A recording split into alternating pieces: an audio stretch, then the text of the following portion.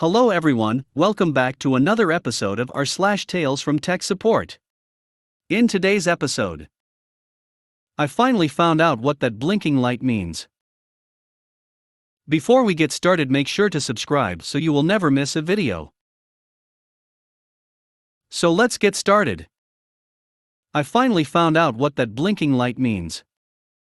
So I landed a computer tech job, fresh out of the military. I had been trained in electronics, and my preference was a computer-related job. This happened in the late 1990s. It turned out that I was to be the only person in the entire IT department. I would report directly to the manager of this facility. My job duties included technical support, computer installations, and some telephone systems management. Except for one little fact, this sounds a lot like other IT jobs in the 1990s, however, this was a call center. Back in the 1990s, a call center was all done primarily using POTS, plain old telephone service, WATS lines, and basic trunk lines. Ours was not a typical call center. We had all new equipment, and in fact, we had one of the largest and highest cost systems around at the time. The main phone system, PBX, was a Lucent Definity, a behemoth that was bolted to the floor in my new office. I think it took 3-phase power, I kid you not, and it had a massive 5,000 VA UPS backing it up. Our Lucent Oravia, formerly AT&T, Definity system was populated with a handful of ISD and PRI lines in which each physical line into the PBX was capable of 23 simultaneous phone calls. We had at least 120 circuits. We also had a handful of POTS lines for good measure. There was a large number of station cards which allowed agents in the call center access to the phone network. Each station had a feature phone. We had voicemail on a server PC.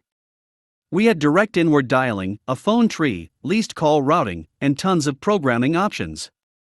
I was told at some point that all of these components had cost the company roughly $600,000.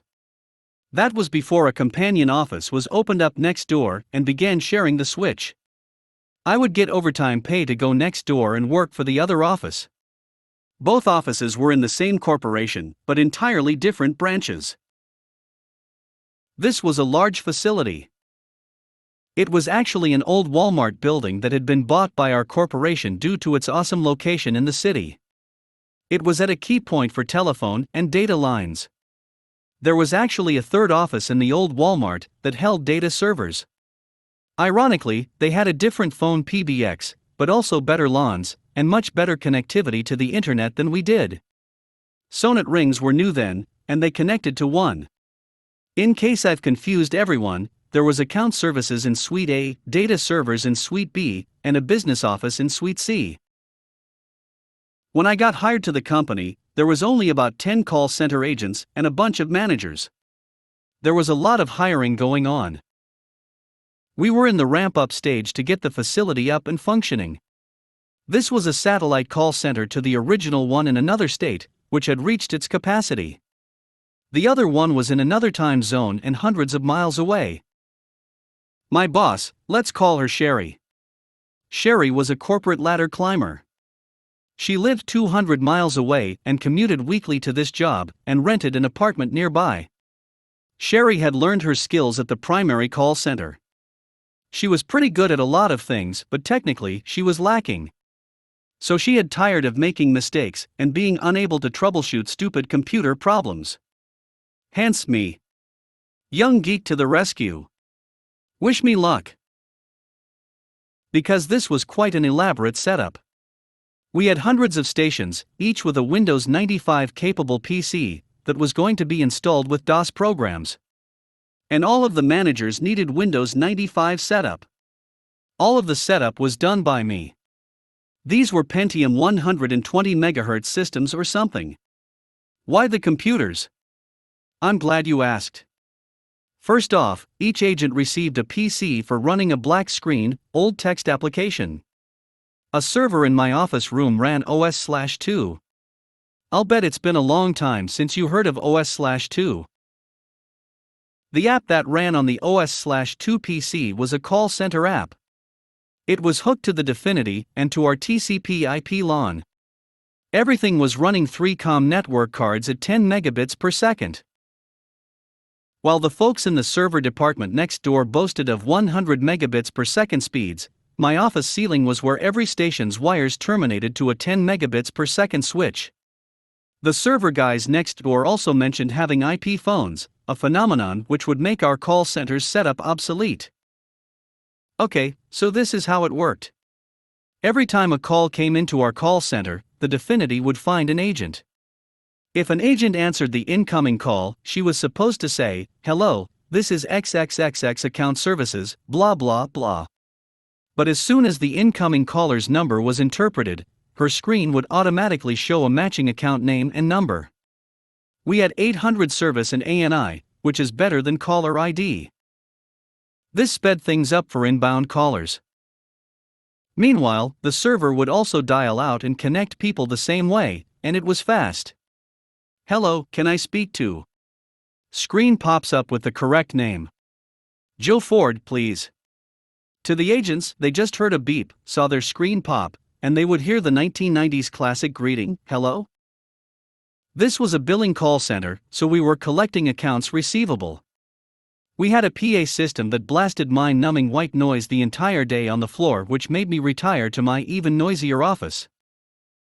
So after a lot of initial setup work and learning my job, we had a few technical glitches. My boss was normally the one fixing things at first, but I eventually learned some things about this complicated call center.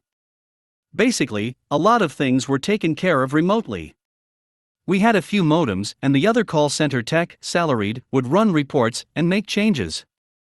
I noticed that my pay was pretty low, so I continued acting like an hourly guy and not overperforming. But I am a pretty observant kind of guy, and I ended up getting someone in big trouble once. Or twice. Sherry had babysat this facility for the entire construction phase. She talked about running all of the wires in conduit, the Cat 3 and 5 cables that went all over the facility. She had not only seen the cables run, but had coaxed them and helped them along.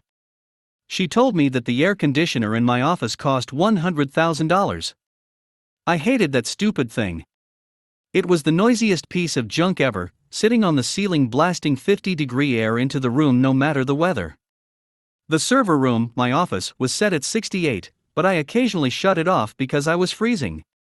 It didn't take long to heat up that room, I might add. Well, one bored day, I decided to finally take stock of some things. I went over and looked at the phone system and all of its wires. I looked at the UPS. It was an APC Smart UPS brand, top of the line. It had a bunch of lights on it, one of which was always blinking. There were a lot of other rack-mount UPSs in the room, but they didn't blink. This was a time of the nascent internet, the World Wide Web. I think I was able to download the manual and print it out, just to see what it was supposed to do. I was pretty green, and I wasn't familiar with UPS systems. Well, it turned out that the blinking light meant that the input voltage was high. Always. That's odd. So me being the hourly guy, and this not being in my job description, I went home at 5 o'clock like always. Back at home though, I decided to dig out my voltmeter and get to the bottom of this. The next day, I went around to the back of our, now, $800,000 Definity PBX. There was an unused 120 VAC receptacle back there. The voltage tested high. That's really odd. Why is the voltage 138 volts? My next step was to go figure out this crazy building's electrical circuits. There was an electrical closet adjacent to the server room, across the wall behind the PBX. I wasn't allowed in there, but I peeked anyway. I started crawling all over the call center. The cubicles had 120 VAC to them, and I started to see gremlins there, like floating voltages. By then, my boss asked what the problem was, and I told her that our Definity system's power was bad, and I was suspicious of the rest of the building. After some tense moments of reflection, I told my boss that I wanted to talk to the electrician who wired the call center. He reluctantly came, and I showed him the problems. After some arguing with me, he left. Everything was fine. But after some reflection and system knowledge, I finally had an answer. Delving deep into the realms of serial ports and baud rates, VT100 terminals, and odd cables, I found a way for the APC Smart UPS to spit out some hard numbers. Its input voltage was running about 258 volts, past its 5% threshold, hence the flashing bucking LED on the front of the UPS. It had been blinking since the day I was hired, and presumably before. I now knew that the Definity's power outlet had high voltage, because the electrician had tapped the transformer wrong. The improperly tapped transformer only ran the phone PBX's 240 VAC outlet, and the unused 120 VAC outlet.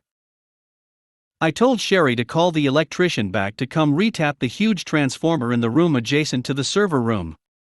The entire server room would need to be taken offline, so we would need his services after hours. I would have to stay late for overtime. Trust me, there wasn't anyone that was happy with my assessment. The other call center bosses would definitely want to know. Sherry's boss wasn't happy. So at the end of the workday, we got everything secured and ready. Everything had to be turned off, and I mean everything. It was eventually just me, Sherry, and the electrician. We had some tense words. But Sherry decided to try and leave the huge Definity turned on and run it off the UPS. Remember the 5 kVA UPS? Yeah, the one that may not have been charging for the last 6 months because it was constantly bucking a high input voltage? The blinking UPS? Against my better judgment, we left the stupid refrigerator-sized PBX turned on and allowed the UPS to beep us to insanity for the next. I don't know, but it seemed like 2 hours. Everything eventually came back up, but since Sherry wanted no overtime for me, I was told to come in late the following day. When I came into work the next day around 10, the systems were still down and Sherry was on the phone with the salaried tech support guy trying to figure out what needed to be turned on after everything had been secured. She'd frequently get completely confused like this, so I often could fix things in a few minutes to her chagrin mixed with happiness. It was probably just a mistyped command or a switch left off. This was not the only boneheaded electric thing I found out at this wonderful job. Once we got more employees, there was the microwave incident. I was sent to investigate. It turned out that the electrician had thought that 2 massive industrial-grade microwaves could be on the same 20-amp breaker. When person A cooked his lunch and person B popped her popcorn, the breaker would trip. Solution: call the electrician to fix it for free again. IT department noob 2. Electrician, 0.